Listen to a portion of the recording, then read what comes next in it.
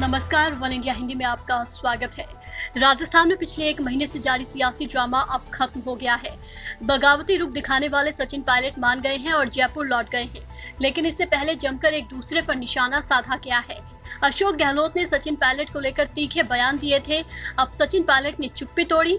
सचिन पायलट ने कहा कि अशोक गहलोत ने मेरे खिलाफ जो बयान दिए उससे मैं दुखी था।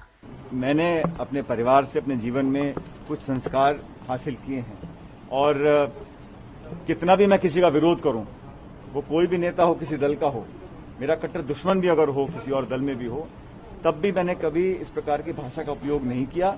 अशोक गहलोत जी मुझसे उम्र में काफी बड़े हैं और व्यक्तिगत रूप से मैंने हमेशा उनका मान सम्मान ही किया है, लेकिन अगर वर्किंग में, काम करने के तरीके में, गवर्नेंस में अगर मुझे कोई इश्यू दिखता है तो मेरा अधिकार है कि मैं उसमें अपना विरोध जाहिर करूं।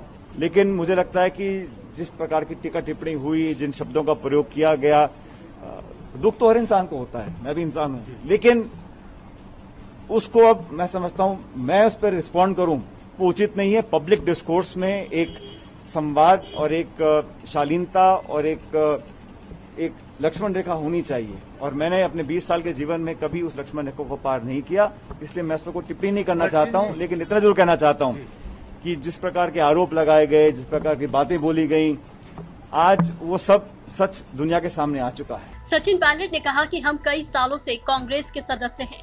हमने कुछ मुद्दे उठाए, हमने इसे आलाकमान के समक्ष उठाया और हमारी पार्टी लोकतांत्रिक है कि हमारी बात सुनी गई और मुझे समाधान मिला। कांग्रेस प्रेसिडेंट, मेरी जिम्मेदारी थी कि जिन वर्कर्स को, जिन लोगों ने हम पर भरोसा रखा, सरकार बनने के बाद उनको महत्व दिया जाए, उनके काम किए जाएं, उनकी उम्मीदों पर हम खरा उतरें। ये काम मेरा नहीं, पूरी पार्टी का था। लेकिन 1.5 साल में जो काम हम लोगों ने किया उसमें इस गति से हम काम नहीं कर सके, और मुझे लगा कि काफी लोगों को ये लग रहा था कि हम पब्लिक के प्रोमिसेस को पूरा नहीं कर पा रहे हैं, इसलिए उस दिशा को बदलने की जरूरत थी।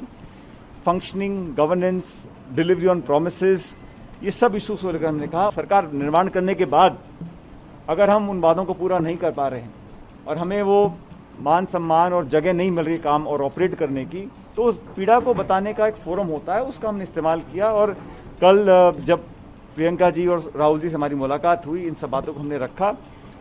इसके अलावा कुछ और इश्यूज थे, उन सबको उन्होंने बहुत ध्यानपूर्वक सुना और मुझे आश्वस्त किया है कि एक रोड मैप तैयार किया जा रहा है, समयबद्ध तरीके से इन सभी इश्यूज को टेकअप कर इसका निराकरण किया जाएगा, ताकि हम पब्लिक के सामने दोबारा जब 3 साल के बाद जाएं तो दोबारा मैंडेट हासिल कर सकें। हम सब ने जो कहा, पार्टी आलाकमान के सामने कहा है, पार्टी ने इस बात को सुना है, संज्ञान लिया है, रोड मैप तैयार किया है सारे इश्यू को एड्रेस करने के लिए।